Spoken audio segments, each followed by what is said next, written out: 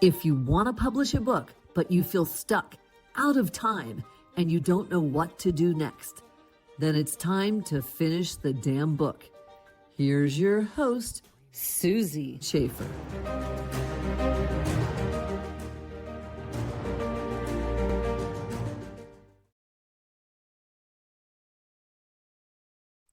Welcome to this episode of Finish the Damn Book. I'm your host, Susie Schaefer. My guest today is Jane Ubell-Meyer, a former TV and film producer with credits including Good Morning America, Entertainment Tonight, and WSJ-TV. Jane has also produced films such as Leona Helmsley, Queen of the Mean, Sioux City, and Precious Find.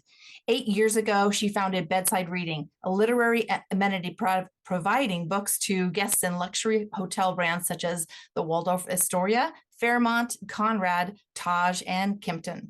Recently, she expanded Bedside Reading to include audiobooks, ebooks, meditations, author podcasts, and magazines. Her first book, the #1 Amazon bestseller, From Wanting to Having It, A Guide to Manifesting Everything, was published last summer. Building on her experience recommending reading and listening material to hotel guests, Jane has launched the Bedside Reading audiobook collection in April and at bedsidereadingaudiobooks.com. That's bedsidereadingaudiobooks.com. Welcome, Jane. Thanks so much, Susie. It's so good to see you again. You too. This is great. You are back on the East Coast, yes? I'm back on the East Coast and actually leaving this weekend for California. So I'll be in LA for the week. Oh, so literally just a vacation. You'll be here in time for our heat wave. Okay. I don't think next week's a heat wave, actually. It kind of feels like it is right now. Maybe where you are in Idaho, but not in, I think LA is a little cooler. Yeah. Okay. I was down in Palm Springs about a week or so ago and it was blazing hot. So yeah, I know. Yes. I know. Get ready. So Jane, let's just dig right in here. How did you get into the publishing industry, and tell our listeners what Bedside Reading is all about? Okay, so first of all, I used to work at Good Morning America. I started my career at Good Morning America. And I remember when I was at GMA, there was this woman, I started as a intern, receptionist, transportation coordinator, and then writer producer. When I was in I must have been the transportation coordinator. I was sitting at this desk outside. Everybody else had offices, but I just had sort of a cubicle outside. The woman next to me was a woman named Roberta Dougherty, and she was the book producer for Good Morning America. And every day, UPS and USPS would deliver these packages of books. And they were sitting on her desk, and I was so jealous. I went, "Ooh, books, that should be me. Like, why isn't that me?" Years later, I had an experience where prior to that, I had an experience where I went on a trip with this guy. I was crazy about him. We go to this hotel in the Caribbean, and as he puts the key in the door, he says, "Oh, Jan, I really like you, but not interested." So he broke my heart, but I had an incredible book with me. It was Anne Rice's Cry to Heaven. And that book, 544 pages, saved my entire trip. So after my career in TV and producing movies, I said, what if I peanut butter and jelly this, put this together? And I did. And my first hotel was the Mandarin Oriental in New York. And then it expanded to hotels around the country. And here we are in September, we'll have 85 hotels. Now we have hospitals where we're now offering our digital program. So it's audiobooks, ebooks, meditations, podcasts. Here, you could be in our podcast in all the hotels. So that's what we are doing. So we have a digital program. And then we launched a very soft launch, an audiobook membership program. And now we're publishing books. And it's just booming. So we're just doing so many different things. And I think it's because my ADD brain keeps thinking of, "Ooh, that's shiny, that's new, I should do that, and I should do that." But the good news is because I have such a strong foundation and a strong team, when I have an idea and we explore it, it can actually take off. Look, some ideas were a bomb, let's face it. We just keep moving forward. Well, that's amazing to me. And especially since you are in such a unique niche, I should say, of where you work in the industry, because there's so many people that I work with that are editors and writers and publishers and graphic designers and all those things. And so what you do is so different and so unique. I just love that about this. Now that you're expanding your brand into hospitals, I mean, hello, that's It's crazy. We're genius. not placing physical books in hospitals yet. The idea, we just launched our first 7 hospitals July 1st, and it's called Valley Health, and it's in Winchester, Virginia. Mhm. 7 hospitals there, and we have new hospitals coming on board in about a month, so we're excited about that, and 44 hotels coming in September. So it keeps growing. But the key is, here's the thing. I have an entrepreneurial spirit, and I also grew up because I grew up literally at Entertainment Tonight, Good Morning America, Wall Street Journal TV, ABC. My brain is wired to what's the story? How do we market it? How do we put it out? So all that experience, 25 years of producing movies and TV, I want to tell you, has really helped me Mm. become a marketing person. Yes. Yes. And that you are the storyteller behind the storyteller. I mean, that's really kind of your role, is that So right. And every time I get a book, I think of, oh my God. So I look at books as a business. Mm, Every book is a business. And very I smart. think about the first thing I think about it is who's funding this business? Because that's what I think about in my business. How do we bring in money? How do we make sales? How do we get good reviews for the business? And how do we create, most importantly, partnerships? So I Mm, teach authors and other people how to get sponsors for their books. I'll give you a great example. We just had a book, and one of the main protagonists was a huge traveler. So I said, "Hello, let's go to luggage companies." oh, I love So that. I literally did a whole 33 minutes using how to use AI to get sponsors, which I created this thing, which I give out to people because if you have a book, you should partner with a company that's in alignment with that book so that they can buy your book wholesale, buy the book wholesale, give it out, and you can make money and they can make money. And it's just like a kind of a dream relationship. Yeah. So my brain works in the way is of marketing. What companies are in alignment with the book so that they can make money. Yeah, I love that. And I What I think it's really important to be able to have those partnerships. And even if it's, for example, not a luggage company per se for a travel book, but if it's something like a nonprofit organization that wants to help sponsor your book because proceeds might be going back to support the cause or the mission. I right. love that. And I think that's a great way to go. I think a lot of authors don't think about doing that and kind of getting outside the box when it comes to marketing their book.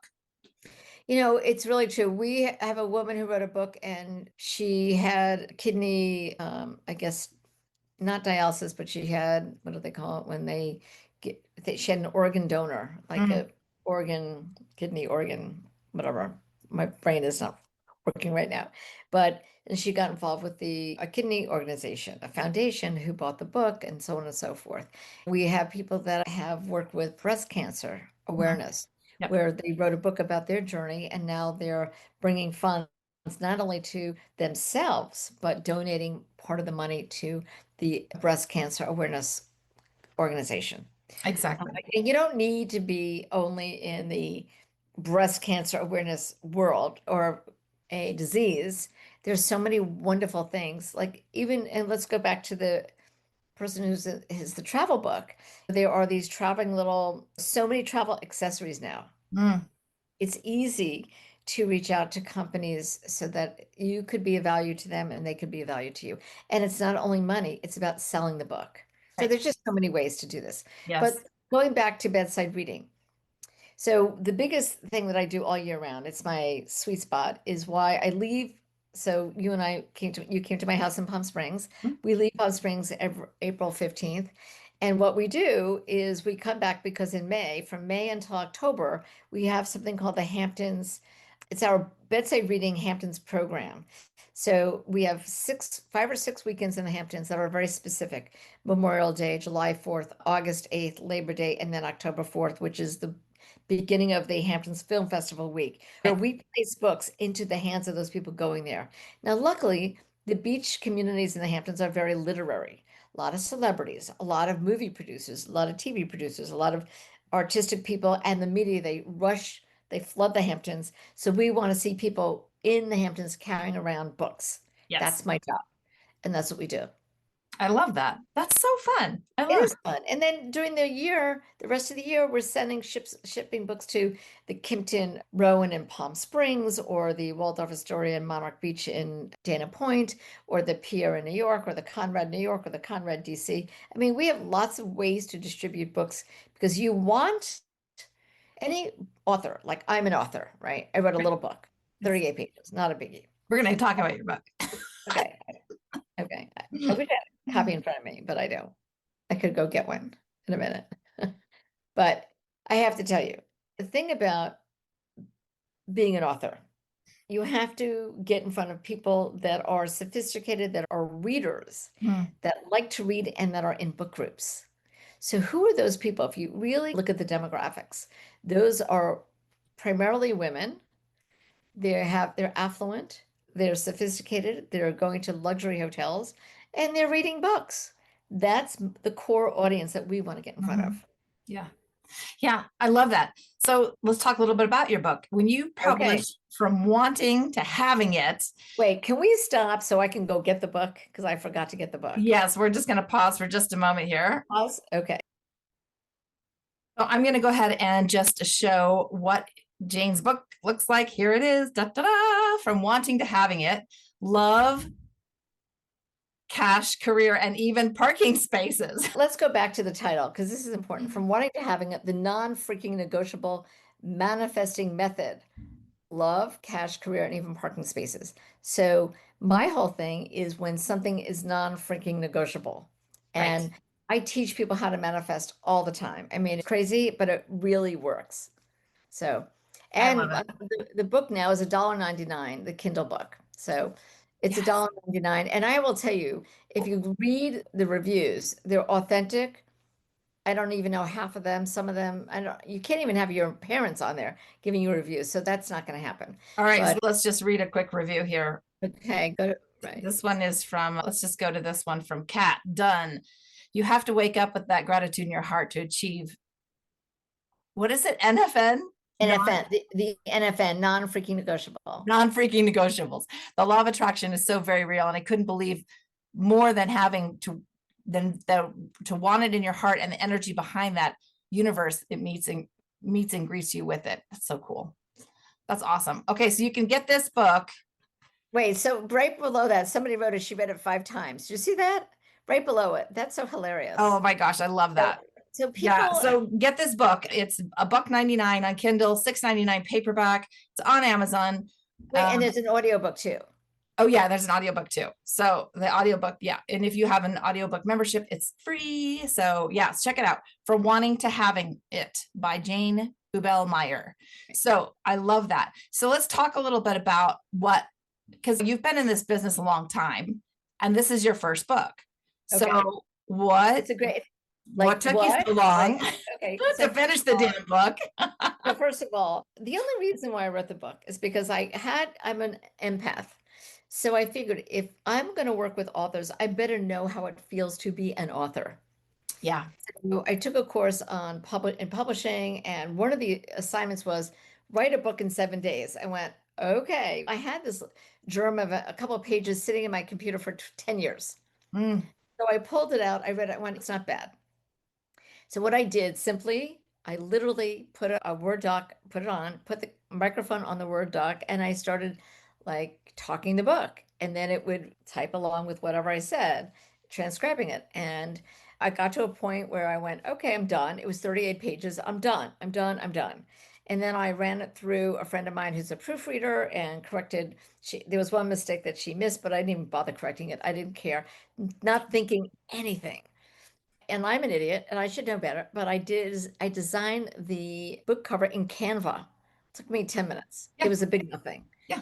And then I had one friend, Claudine, who's a professional book cover designer, and she goes, Jane, make this thing yellow, which I did. That was fine. Yes. So I put it up, uploaded it, and the night before, I sent an email to 87 friends of mine. I said, hey, guess what? I wrote a book. Do me a favor. Just buy it tomorrow. Just buy it tomorrow, and it's going to launch tomorrow. Do me a favor. Well, here's what happened. We had so many sales that it went to number one in 3 categories for 10 solid days. And Wow. I was next to Deepak Chopra. I was next to like the most transformational big people in the world. And it was crazy. And I was laughing because I went, how did I do that? Yes. And I went, well, this is interesting. You So manifested it though. That's like you now were walking the walk of your the book. You like just did hard it. thing about manifesting is taking action. So you got to Right. take action. But the weirdest thing about the intention on this book was not to become a bestseller. I didn't have that intention. Right. My intention was really to help people because Yes. if you read a book, which is super simple, 38 pages or whatever it is, I tell people how I got married, how I got my husband, how I met Richard Branson and he called me twice and I worked with him, how I had to go do this Oscar thing and my office had 9 young women there in their 20s and I needed money because I had to take 3 of us to LA, but I don't know what it was, but I need 10 grand by the end of the day. So I put everybody in the middle of a circle. We held hands. I said, okay, we're just going to make it happen. No fooling around. NFN, non-freaking negotiable. And that end of the day at 5 o'clock, we brought in 15,000 in cash. Yep. So, and by the way, I do this all the time. Yeah. It's kind of fun. Manifesting is actually easy when you understand it. And when it's coming from a place of, it's not because you want it for the money or the other thing. It's got to be a deeper rooted reason. It's got to come from the heart chakra, right? It's got to be Yes. something that you're passionate about, and then you manifest it fast. So I am so passionate.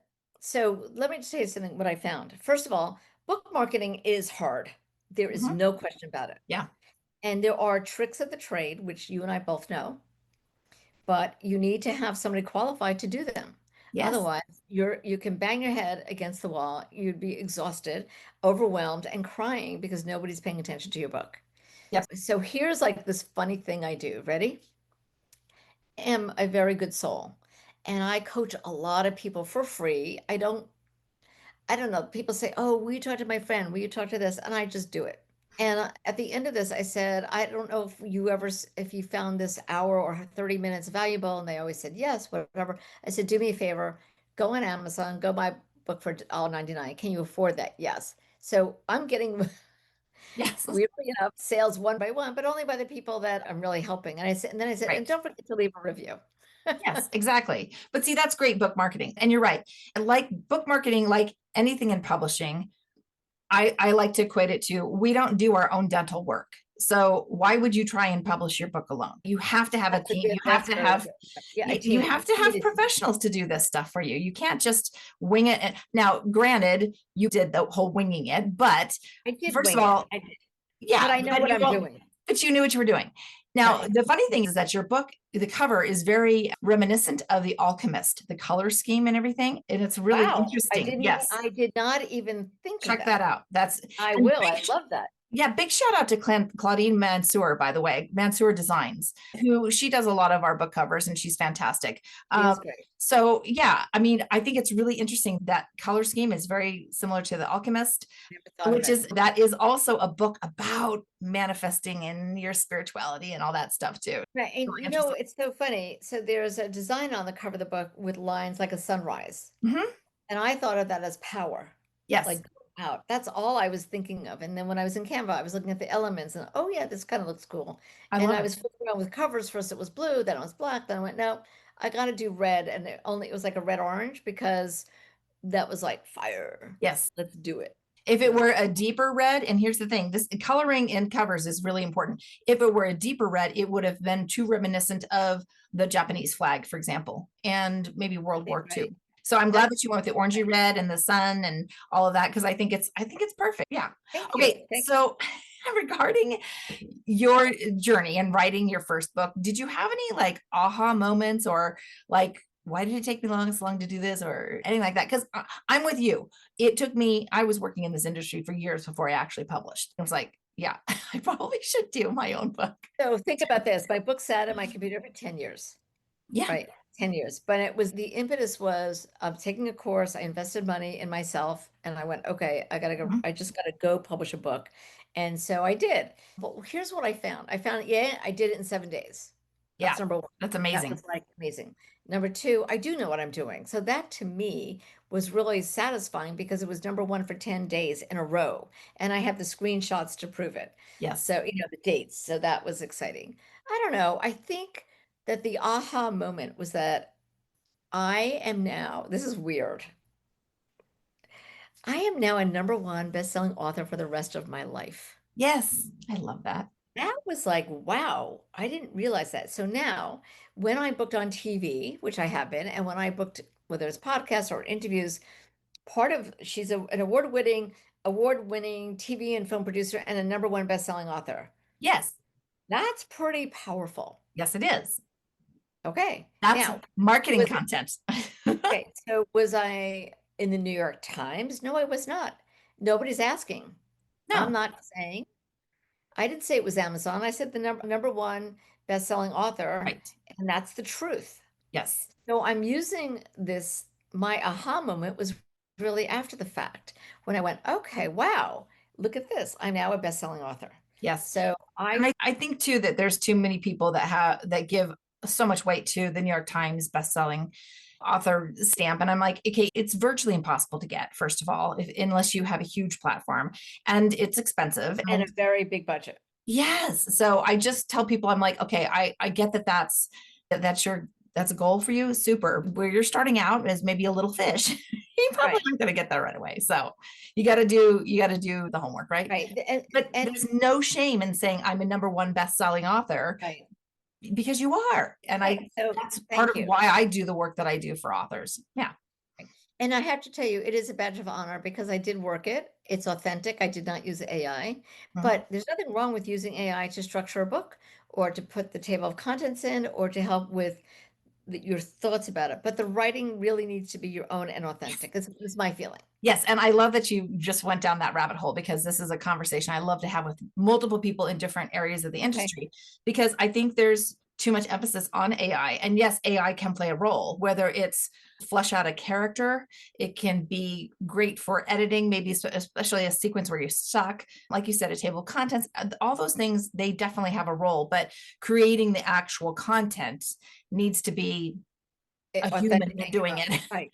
Right. And people know Yes, the difference. you can They tell. really did. I will tell you, I wrote a chapter for someone's doing an anthology, and I wrote a chapter for her book, and she had an editor, and I'm not going to tell you who it is because the editor completely did not get me, took out like the most important things, rewrote it, and I called the author of this anthology and went, you know what, your editor is not like doing me, does she's not hearing my voice. Yes. Yes. So here's what I did. I took it all back. I went back to the original. I added stuff. There were some comments that were valuable, so I did it. And I have to tell you, I rewrote it and I ran it through AI, and it just did a polish Yeah. on it. And my story is still me and my story. Yes. But it didn't Exactly. take any, my words are still there, but some of the punctuation, the grammar, it was all polished. Yes. And it reads, it's so smooth now Yeah. that I agree. That's a great way to utilize AI. And I think it's smart for authors to do it that way. and Okay. So now let AI me, is so, go ahead. I was going to ask you, what is the biggest myth that you've encountered in your years in the publishing industry? What's the biggest myth that you think is out there? Let's do myth busters. Number one, I'm going to write a book and I'm going to become a millionaire and everyone's going to find me and I'll be on all these TV shows. Oh my God, it kills me every time I see a movie that says, oh, you get this big retainer and blah, blah. I'm like, stop putting that in movies. It's not true. Not true. Okay, so writing a book is a journey not by you're the creator, but it takes a village to Yeah. publish a book. And here's the biggest myth. The myth is that, oh my God, I'm a bestseller, and then you stop marketing. Because once you're a bestseller, your ranking goes up and then it goes straight down. So here's one of the things I learned, which is there's a woman, a really incredible writer, Hank Felipe Ryan. Hmm. She writes a lot of murder Yep. mysteries. Wonderful book, wonderful author. And she was a client of mine when the book was called Murder in the First. And I watched her every single day on, on Instagram, on Facebook, on LinkedIn, on whatever platform she talking about a book, talking about a book, going on Bookstagram and then or looking for these Bookstagrammers and complimenting them on their books. Yes. So she becomes friends with all these people that Yeah. write books and reviews books, and she really worked the system, and she worked it and worked it, and we did. And this is the very big. This is like 8 years ago, but I will tell you what happened. Or no, I'll tell you it was 2020. I'll tell you what, February 2020, and I'll tell you what happened. We did a contest. This is the early days of Instagram, and her Instagram following was like 2,000 or something.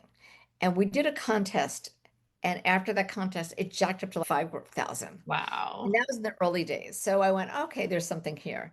Yeah. So don't poo-poo becoming friends with other authors. Yes. They will help you if you help them. Exactly. There is no competition because everybody's writing a different book, for one. But also, when you create community around that and you support each other, that leads to other connections. That's why even those of us that work in this industry, there is no competition. There's plenty of work for all of us. And we actually work better together because I don't do the things you do and you don't do the things I do. Right? Just makes sense. However, let me just say, so behind me is this bedside reading program, and what we do is we do a layered approach to book marketing, and that's what you have to think about: layer, layer, layer. You can do Facebook, you can do Instagram, you can do a bookstore, you can go to a hotel, you can go do a billboard, you can do whatever you want to do, layer, layer, layer. So it's not one thing, it's everything all the time. Yeah. But what I was going to say to you was I think that book marketing is today, it's going to change with AI because there's so many cool tools. You just have to know how to use the cool tools. Yes. Like, for example, one of my clients, she just called me today. She's teaching herself, she's taking a course right now on how to use AI to do book trailers. How great is I that? love that. That's super smart. Super You smart. And utilize the technology where it works for you. exactly. And I So, love your idea of the layering effect, and it just hits it home with that cake behind you, by the way. okay. Layers of cake, layers of Right. marketing. Exactly. Layers Beautiful. of marketing. Yeah. Exactly. Yeah, that's awesome. So let's talk a little bit about, you are a very spiritual person. I am. And so I'm going to ask you, where did your intuition play a part in your journey? And what was a time that you didn't listen to your intuition, and what was the impact of that? Okay, what two incredible, great questions. So the first time when I was 14, and this is in the book, I was lying in bed and I had this vision or premonition or something that I was flying first class from New York to LA on American Airlines with scripts at my feet. And the idea was that I was a movie producer. I was 14 years old, Hmm. living in Great Neck. I mean, hello, what big deal? That did happen. It Wow. it wasn't American, it was United. It was business class, not first class. And at the vision, I also had reading glasses around my neck, a chain, which indicates an age thing. Right. But here's what happened. I ended up manufacturing and selling reading glasses on United Airlines. Wow. And I became a movie producer. That's pretty So cool. that was a vision at 14. So when those images or visions, I pay attention to it, and it was part of my learning how to manifest, I believe. Yeah. Yeah. So let me tell you, I recently invested a lot of money in a program, and my gut said, and my husband says, no, no, it's great, do it, we'll do it, we'll do it, we'll split it, we'll do it, he'll invest with me. And I went, and he goes, no, no, you're not believing yourself, I believe in you. And the investment did not work out. Mm. Now we're saving it because we're pivoting, and I believe Yes. the pivot is the right thing to do. But I knew in my gut, my intuition said, I don't think it's gonna work out. Don't do it. But also, when I talk to so many authors as you do, sometimes not every author is a good fit for you. And Yeah. I've True. found out to have my radar up. So when the radar says, I kind of dissuade them from working with me Yeah. because, as my husband loves to tell me, And I've kind of coined this or took it away from him, which is some of the best deals you do are the deals you don't do. It's so true. It's so true. Yes. And we work with all types of people. And sometimes there are people that personality wise, or maybe even just maybe financially, they can't meet with the Yeah. criteria. So there's lots of reasons why we sometimes have to steer people a different direction. I've had fiction authors come to me, and I typically don't work in fiction. And I'm all about saying, hey, let me refer you to somebody and let me make the introduction for you, because I want it to be seamless. I don't want you to be slip through the cracks. That's not, to me, good practice. And yeah, it's you absolutely using your discernment and your intuition, I think, is probably one of the best skill sets you could have Yes. working in this I industry. think so. And I'm also very highly sensitive when I'm traveling of my surroundings, my movements, people. I guess I'm aware of people's energy. Mm, So I kind of walk away from negative energy and yep. stay in this kind of bubble of, not a bubble, but I'm aware of my energy. Yeah. So speaking of energy, would you like me to pull 3 cards for our Absolutely. We audience love the here? card. We love the Okay. card. I've got the deck here. Let's see what the message is. And I'm going to have to put my glasses on because I cannot read the cards. Okay, put your glasses on. You know how that goes, right? I'm always wearing mine. So Yeah, yes. I know. I can only do so much without them. Okay, this is interesting. I've gotten this card before, and what's really fascinating is I love synchronicities. You know about that about me. So this is a Yes. 27 card. 27 reduces to 9. 2 plus 7 is 9. This card is exchanging gifts, and it's pink. It's got a little ballerina on it with wings and a little cat. The exchanging gifts is really about, I even feel like just you being here today on the podcast is us exchanging our gifts and exchanging our knowledge and wisdom with the listeners, but also you have always been so gracious with exchanging your expertise with me. Thank you for that. But it's interesting that this is a pink card and you've got this pink poster behind you. So that's like really fascinating. And I just did the nails, and I've been wearing white nails all summer. So here are my nails. So I love the pink. Hot pink is beautiful. For those that are listening and can't see us, she's got this pink poster with a big layered cake on it with all the layers of her plan with bedside reading. And then her nails are matching the hot pink. It's just awesome. Exactly. All right, the next card is a 38, which reduces to an 11. 11 is the number about, oh, and I forgot to say on the 27, nines are about ending. So it's about letting chapters end and then a new beginning, starting over. I think it's a very positive thing. So this one is a 38 card that reduces to an 11. 11 is the number of fate and destiny. And this one's to be fair. So you can see she's got the scales of justice there. So this is a very Libra card about justice. But she's also on one scale, she's got a fortune cookie. So fortune cookies represent a risk. The other side of the scale, she has an egg. An egg represents fertility, creation, the birth of something new. On her head, she has a crown, meaning tap into your crown chakra. And then there's an owl, and an owl represents our higher wisdom. Now, our like knowledge, our intuition, right? We were just talking about intuition. And lastly, the last card we got is a 35, which it reduces to an 8. 8 is the number of communication. We're talking about books. That's communication. We're also coming up to Lionsgate, and Lionsgate is going to be a big one this year. So everybody prepare for that. That's on August 8th. 8/8 is Lionsgate. This one is Loyal Heart. So you can see you've got the 2 owls. Now we have another 2 owls looking at each other and kind of like reading each other's thoughts. They're both wearing crowns as well. And again, they're sitting on a big egg and there's a big heart on it. So this is really about us having love and compassion for one another, communicating, sharing our gifts with the world, and doing it in just a really positive, beautiful way. So there you go. Thank you. That is delicious. That's what I could say. Delicious. Delicious. Just like that cake behind you. Awesome. No, I have 2 things. I want to share 2 things. Yes, please do. I was going to ask you if you have any other things to share with couple our audience. You've been in book marketing, PR, the whole world for a long time, and I have been too.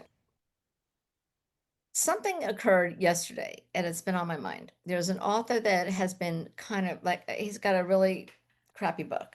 Let's just put it that way. Not interested in any way. Mhm. And he keeps writing me letters about how he wants me to introduce him to my hotel so he can do book events. And I wrote him a beautiful letter saying it took me 8 years to build up my contacts in my hotels, and I reserve the hotel events for my authors who pay me a fee. Right. And so I politely declined. I wish him good luck. And then he wrote me another letter, really long. You don't know who I am. I do a lot of podcasts and blah, blah, blah. And again, I didn't respond yet. I have to respond to him again because I learned something from my dad. You better respond to everybody within 24 hours because Oh, that's absolutely. appropriate. So I'm thinking about this and I kind of feel, and this happened with another author where she wanted me to give her, another publicist wanted me to give her the name of the producer of a TV show that I just did, like in Palm Springs. And I politely said, "This is my bread and butter. Yeah. My producer would be mortified if I was giving her name out to people. These are hard earned, hard Yes. won contacts. And I would never ask anybody for those contacts Right. unless I was paying them. Yes. That's a different story. And I feel that people today do not value the 20 years or whatever you put into your career building up your business, my business. And I think that we have to be really respectful Mm. that it's not just what we know, it's who we know. And Yes. building that Rolodex, that contacts, is what makes us valuable. I agree. In fact, I think that it's going to become even more so. We've kind of gotten away from that. I think just in industry in general, we've gotten away from that with the whole being able to just find people on LinkedIn and Facebook and wherever. And I think that those personal relationships that we have developed over the years are going to become that much more important. And I think that people are going to be forced to value that in not in a negative way, but I really honor the work that you've put in to develop these contacts. I've been called a master networker because I do, Right. I do love on my contacts and I do hold them very near and dear. And yeah, I don't openly share just names for people. I'm like, let me make an introduction for you. Let me pave Or the you might way. not Let me, want, you know what? yeah, Can I just say something? Susie, you're so generous all the time. You may not want to. You may want to say, this is what people pay me, the yeah, big bucks, and make a yeah, joke about it. If you want to engage with me or hire me as a consultant, let's do it. yeah. You That's true. know, Yeah. And you're you know, right that there comes a point in your business when you can be choosy about who you work with and yep. making sure that it's a perfect fit because I can remember back in the day when I was starting my business and I literally had to take everything that came across my desk because I had to, but I don't have Well, to do that I anymore. did that in the beginning. I took books I should never have put in my Yeah. program that bit me in the ass. Yep. Trust me. Yeah. And ones that just weren't a great experience for us, as well as maybe the author had a great experience, but for us, maybe it was difficult. So yeah, I think those are super wise words of wisdom. I love that. So Protect yeah, your friends, protect your contacts, protect your business, yeah, I agree. and And that goes for authors too. You're all, value yourself. You as really authors, you're creating a brand. So you got to do that for yourself as well. Yeah. Any last words, or actually I should say, how do people find you, Jane? so they can easily go to Bedside Reading or Jane at Bedside Reading, and if they want to apply, it's bedsidereading.com/apply. So Okay. feel free to apply. We do have something coming up, which is my favorite thing of the year. It's our fifth International Book Cover Awards.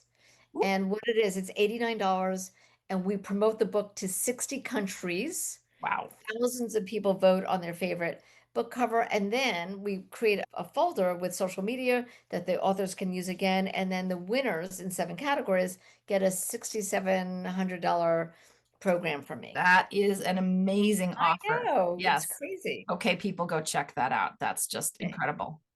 Awesome. And Well, thank you for being here, Jane. This has been fun. this has been fun. It's so good to see your face. You so good to see you too. And we'll see each other again soon, I'm Right. sure. And yes, we'll be back in October. Yes. In Love Palm it. Springs. We have an event coming up, and I'll send you the details. Perfect. Thanks for being Okay, here. great. Thank you so much. And if you found this interesting, I encourage you to join me for the next episode and be sure to subscribe. Each week, one lucky listener who subscribes and posts a review on Apple Podcasts or iTunes will be entered to draw for a drawing for the grand prize, a private VIP day with me, valued at $25,000. So be sure to subscribe and post a review. And until then, keep on writing so you can finish the damn book. We'll see you next time. So that's it for today's episode of Finish the Damn Book. Head on over to wherever you listen to podcasts and subscribe to the show. One lucky listener every single week that posts a review on Apple Podcasts or iTunes will win a chance in the grand prize drawing to win a $25,000 value private VIP day with Susan herself. Head on over to finishthedamnbookpodcast.com and pick up a free copy of Susan's gift. And join us on the next episode.